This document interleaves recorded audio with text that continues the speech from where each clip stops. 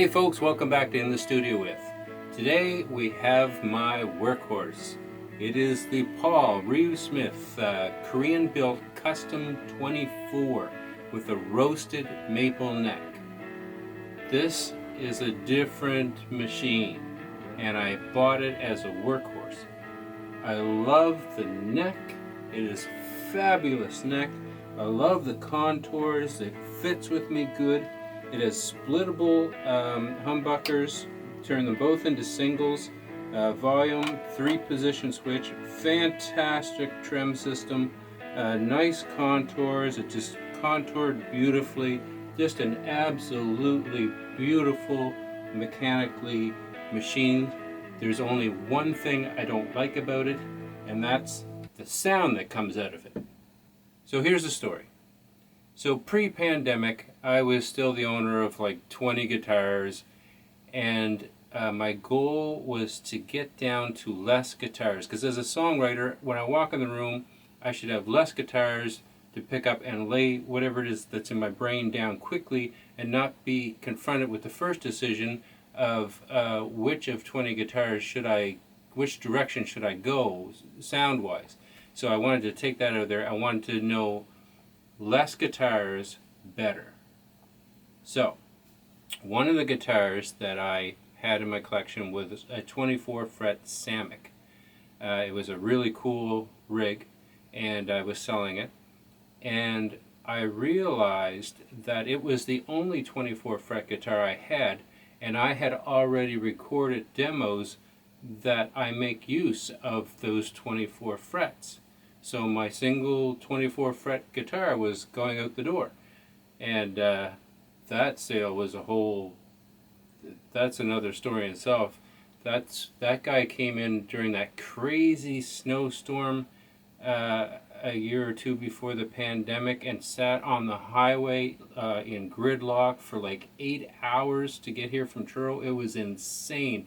And I was texting him, and he had his location services turned on so I could see how much progress he was making. It was just horrible, and a lot of people like were running out of gas. It was like a state of emergency out there on the highway. It was just horrible. And anyway, he made it here after like 8 hours or something, and at like 1 o'clock in the morning, and I was exhausted, but he just spent 8 hours in traffic, so I had to stay up for a while and chat, and he traded me a Marshall mini stack, which was a really interesting and surprisingly good sounding little rig. I couldn't believe how good it sounded. But anyway, that eventually went in because I got real tube Marshalls. Anyway, with the 24-fret Samick leaving, I wanted to get something that I, would a guitar that I would love, and it would become a main workhorse, and it would replace several other guitars in the collection. And after doing some research and reviews and I decided to go with this. And I've had many Korean PRSs, and I really love them, and I still have one of my main ones back here. And one that got away on me, I sold, and I kicked myself, and I tried to track it down, was a Korean-built PRS Soap Bar 2. That was a mistake selling that, but anyway, I couldn't get it back. Anyway, love PRSs. It's kind of become my main thing, the Korean ones. So went with this roasted maple neck 24 fret. So I did my research, and it turns out there was none around. It had to be ordered. So they ordered it, and eventually it came in, and at that time I didn't have the DSL 40 yet, but I went into the guitar shop and I plugged it into a DSL 20.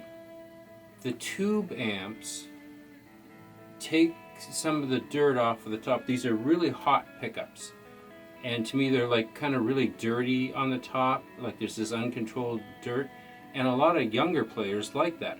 But I'm old. I grew up on the rounded guitar sounds of Boston and Rush and these fine-tuned sounds, and not so much the dirt of the more grungy type guitars.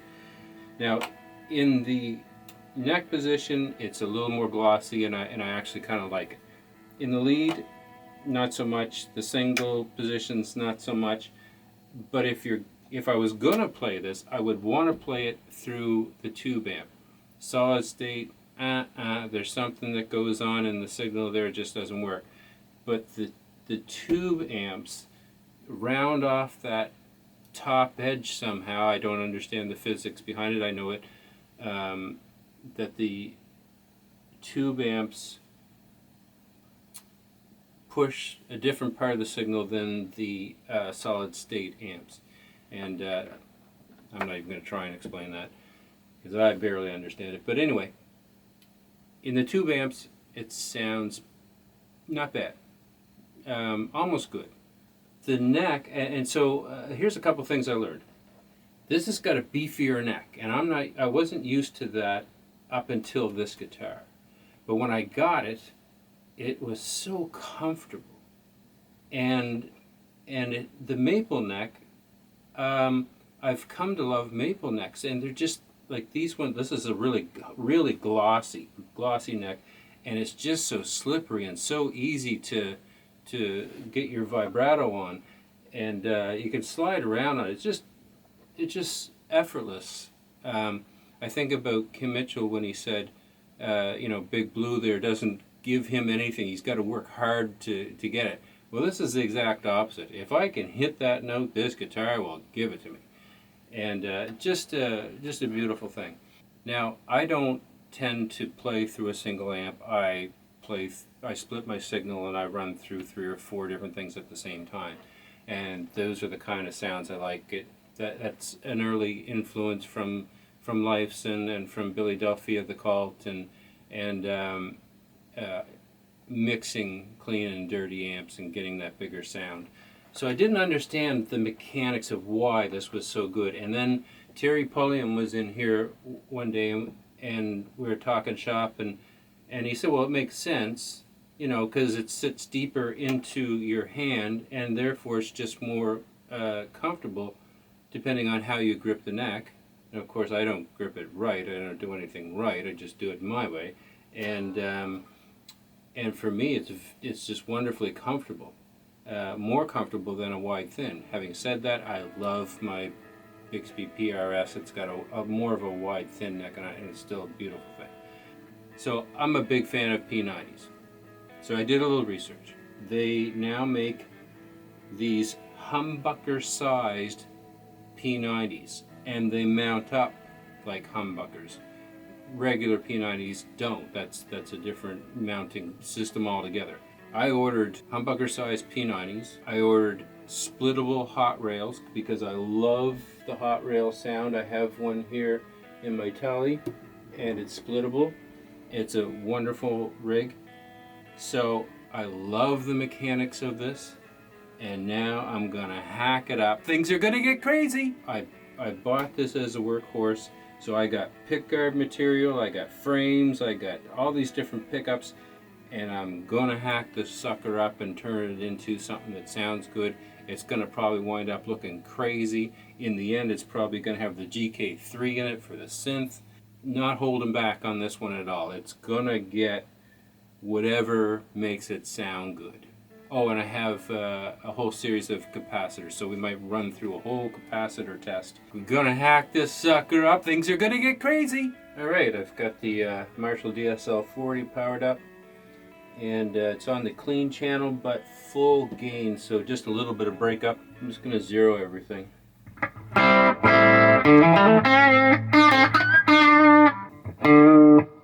So if you hit it,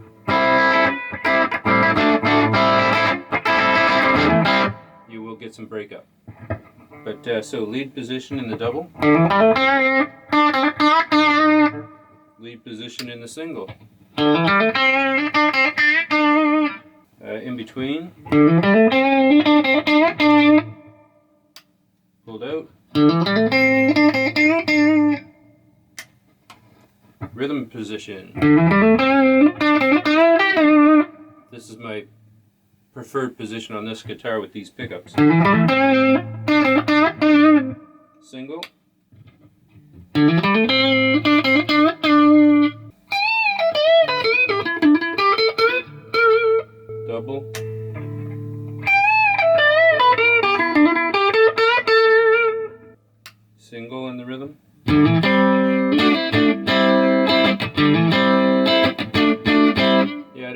mind that pickup at all. The lead it's just too hot of a pickup for me for in that lead position.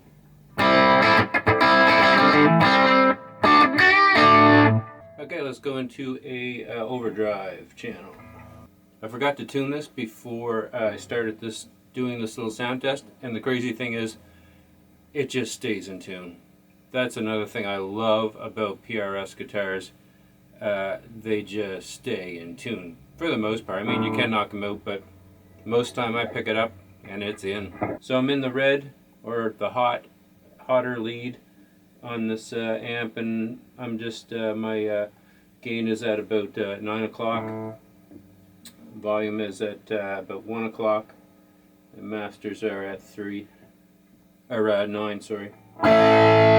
So lead, double.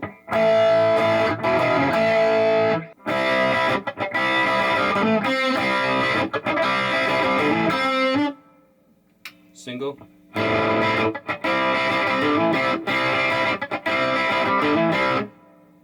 Middle.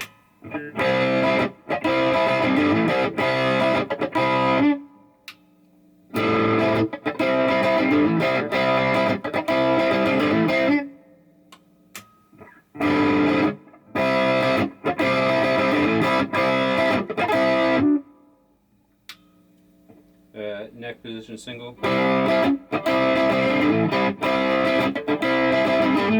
So in this amp, being a tube amp, it's not bad, it's okay, but I want better.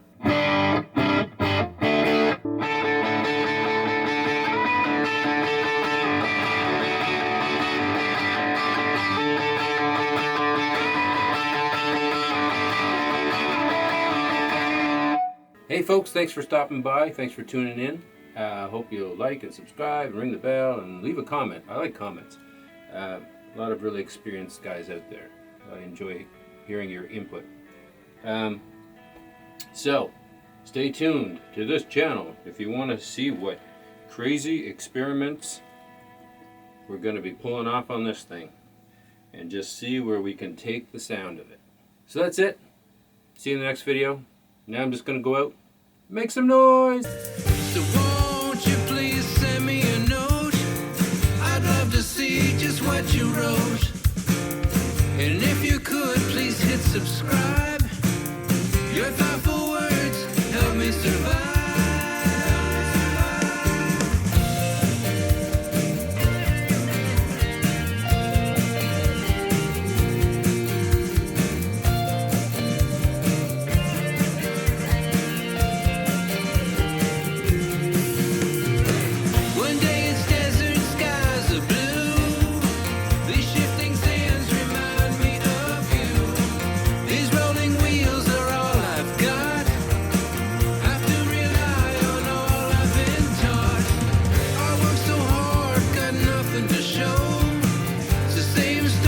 So many folks you know wasn't part of the original plan, but now I'm living my life, and I'll see you on the net in my red van.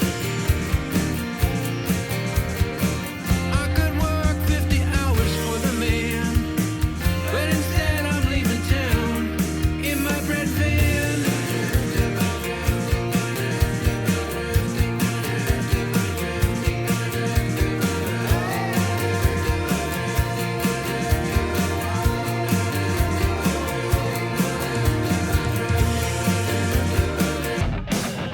Spinning Bachman and April wine. No concept of reality or time. Rush, Triumph, and Tom Petty. A million more, my mind was ready. Don't worry about me.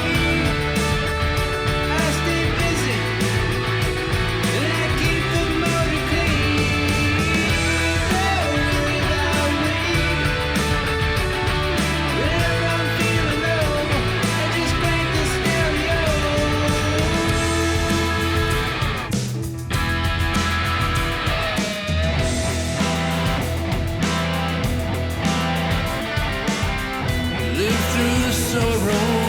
Chris Rogers and Neil, and all the masters that made me feel.